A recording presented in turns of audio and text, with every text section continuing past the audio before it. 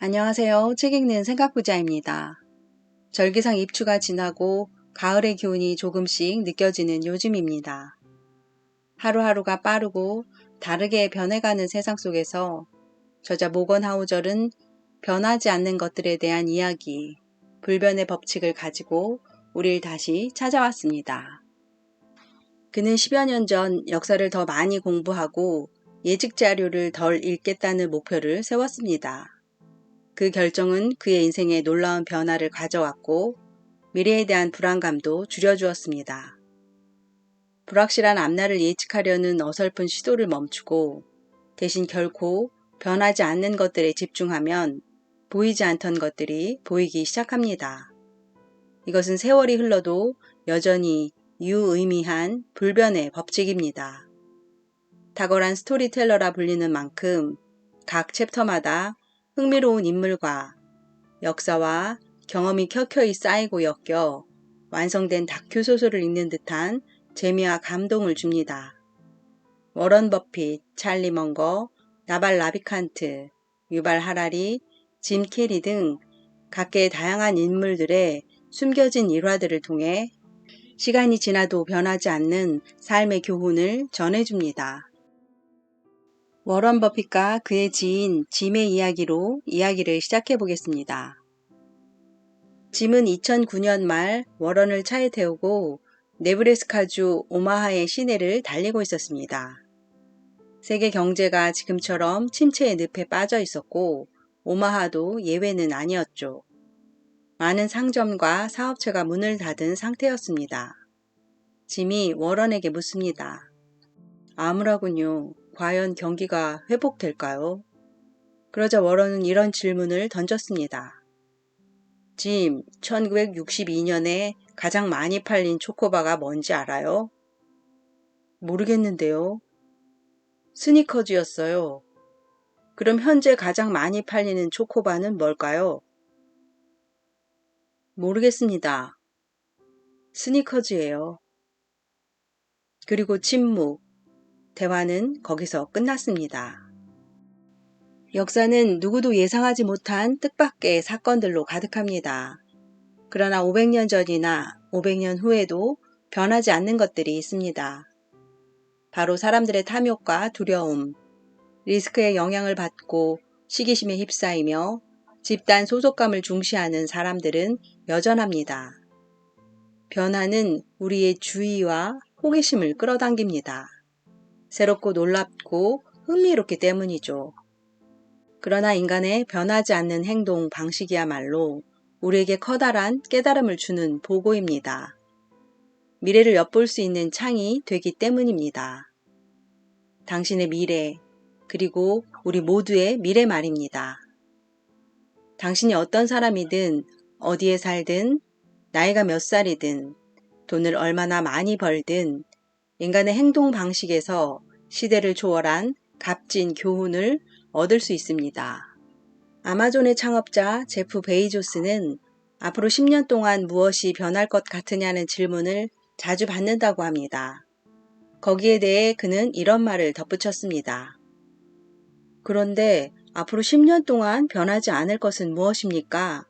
라는 질문을 받는 경우는 거의 없습니다.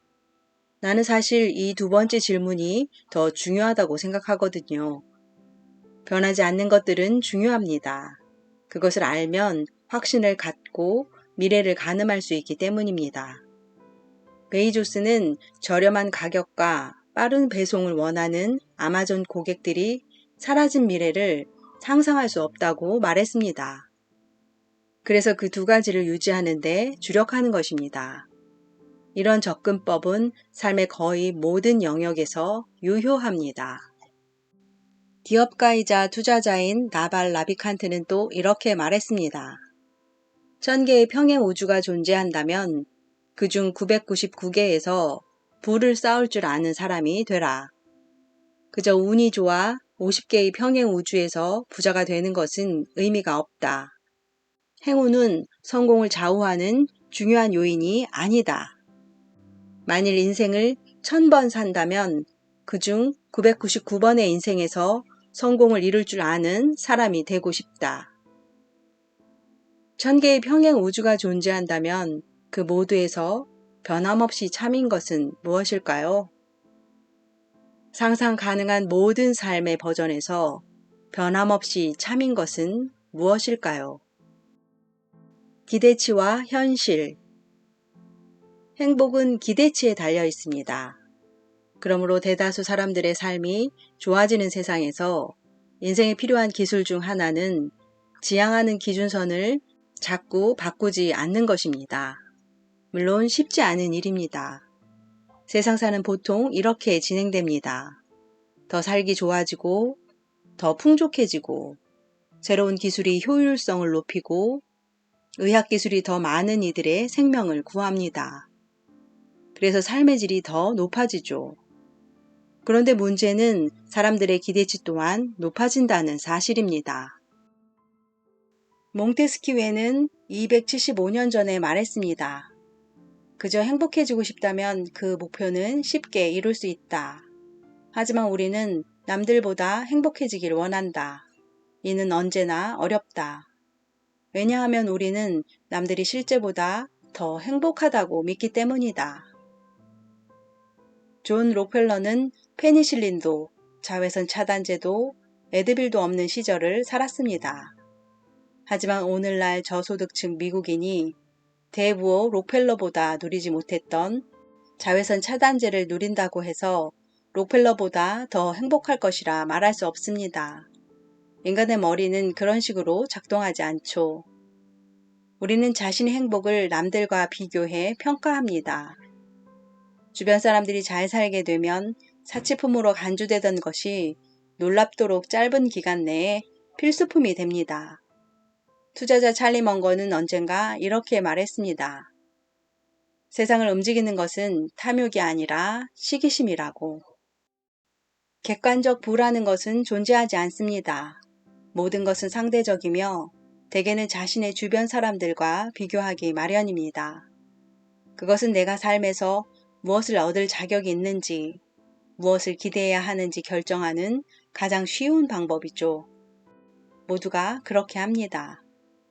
무의식적으로든 의식적으로든 모두가 주변을 둘러보며 이렇게 중얼거리죠.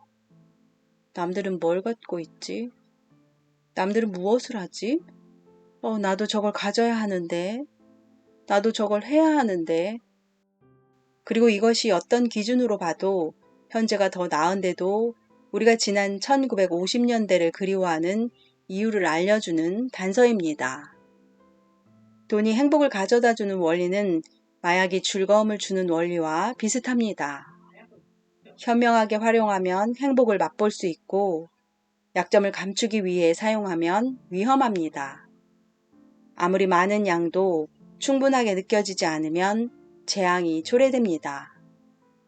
소셜미디어에서는 세상 사람 모두가 남들의 삶을 볼 수 있습니다. 그것은 부풀린 삶, 꾸며낸 삶, 보기 좋게 수정한 삶인 경우가 많습니다. 우리는 남들 삶에 하이라이트만 모아놓은 편집된 결과물을 보고는 이를 자신의 삶과 비교합니다. 사람들은 소셜미디어에서 자기 삶의 좋은 면은 더 좋게 꾸미고 나쁜 면은 꼭꼭 숨기죠. 오늘날의 경제는 세 가지를 만들어내는데 뛰어납니다. 부를 과시하는 태도, 타인의 부에 대한 불타는 시기심.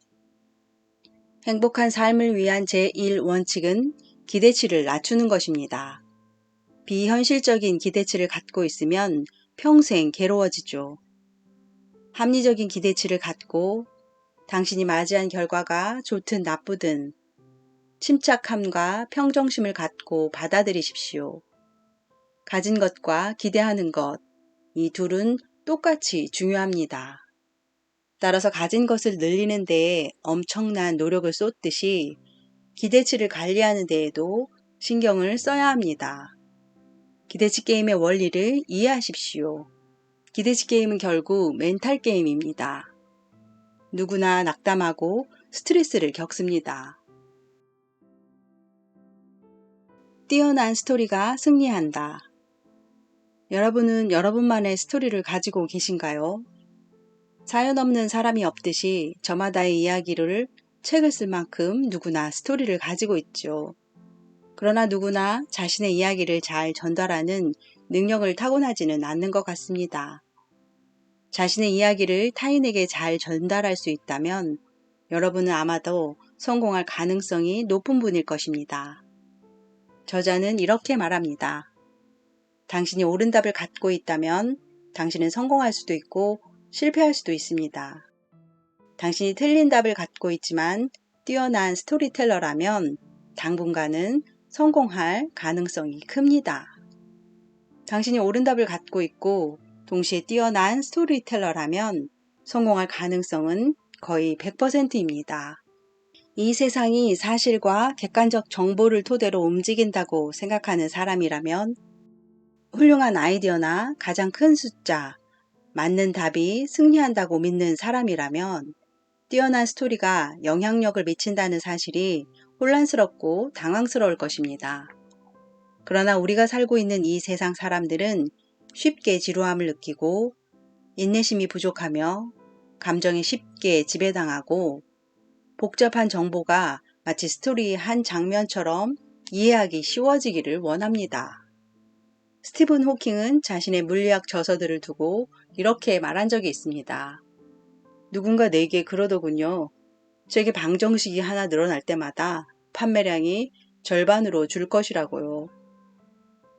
독자들이 원하는 것은 지루한 강의가 아니라 기억에 남는 스토리입니다.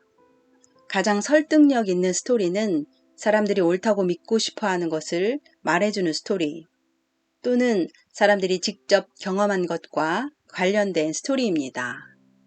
시인 랠프 호지스는 어떤 것은 믿어야만 보인다 라고 말했습니다.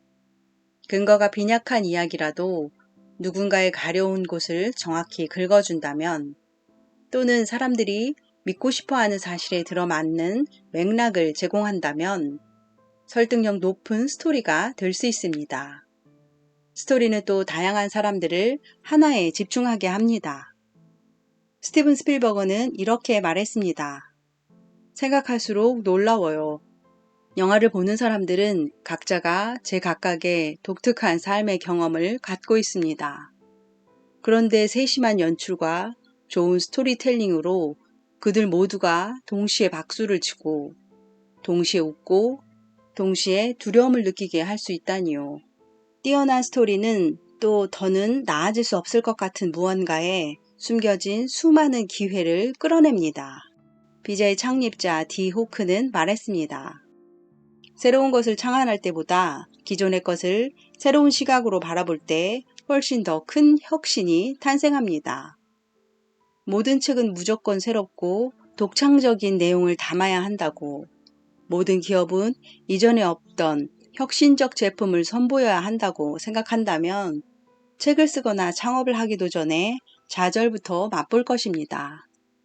무엇을 말하고 무엇을 만드느냐가 중요한 게 아닙니다. 어떻게 말하고 어떻게 전달하느냐가 중요합니다. 보기보다 힘들고 보이는 것만큼 즐겁지 않다. 1963년 라이프는 작가 제임스 볼드윈을 인터뷰하며 어디서 영감을 얻느냐고 물었습니다. 볼드윈은 이렇게 답했습니다. 우리는 지금의 이 고통과 괴로움을 겪는 것이 세상의 나뿐이라고 느낍니다. 하지만 책을 읽으면 생각이 달라지죠. 내게 가장 큰 고통을 주는 것들이 현재 살아있는 이들 또는 과거에 살았던 수많은 이들과 나를 연결해 준다는 사실을 가르쳐 준 것은 바로 책이었습니다. 예술가는 말하자면 감정을 다루는 역사가입니다. 멋진 말이 아닐 수 없죠. 그러나 여기서 볼드윈이 말한 것, 즉 내면의 감정을 공유하는 일은 현실에서 흔치 않습니다. 대다수 사람은 자신의 고통을, 두려움을, 마음속 불안함을 정말로 행복한지 아닌지를 드러내지 않습니다. 남들에게 결점이나 실패를 솔직하게 밝히는 경우도 거의 없죠. 대개는 멋지게 꾸민 모습만 타인에게 보여줍니다. 전문가는 언제나 다른 지역 출신이라는 말이 있습니다. 성경에서도 비슷한 구절이 있죠. 그 누구도 자기 고향에서는 선지자로 환영받지 못한다는 내용입니다. 이 두 말에는 공통적으로 중요한 포인트가 담겨 있습니다. 사람들이 나의 특별하지 않은 모습과 못난 구석을 눈치채지 못한다면 내가 특별한 존재라고 사람들을 설득하기가 매우 쉽다는 사실입니다.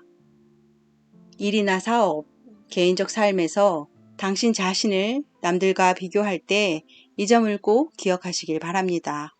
우리는 의식적으로든 무의식적으로든 이미지 게임을 합니다. 어떤 이들은 다른 이들보다 더 자기 확신에 차서 적극적으로 이미지를 만들기도 하죠. 그렇게 공들여 만든 이미지는 자신의 모든 모습이 담긴 완전한 이미지가 아닙니다. 일종의 필터가 작동하죠. 잘하는 것과 잘난 면은 두드러지게 내세우고 못난 구석과 결점은 조용히 감춥니다.